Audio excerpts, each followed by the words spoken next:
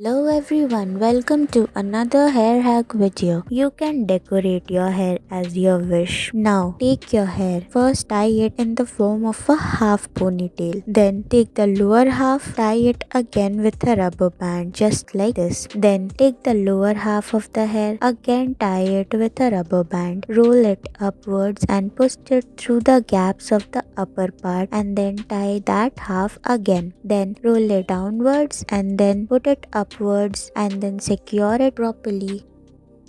Take your hair, tie it in the form of a half ponytail, then take the lower half of the hair, then divide it into two parts. Tie both the parts with the help of a rubber band as shown in the video. Then make a gap in between and pass that part of the hair through that gap. Then take the lower half of the hair and tie it again with the help of a rubber band and then roll it upwards just like this and secure it inside the inner part of the hair and then tie it with the help of a bobby pin. You can decorate it with your favorite Juda pin.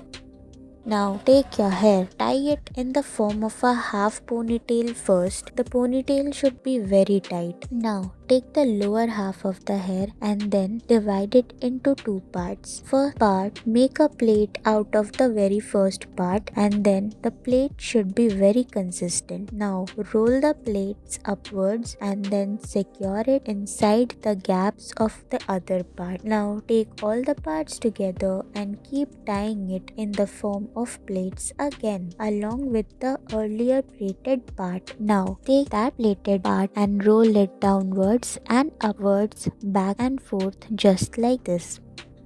Now take your hair, tie it in the form of a lower ponytail. Insert a Juda pin upside down and then take the upper part of the hair, tie it with the help of a ponytail and then carefully secure it inside with the help of a Juda pin.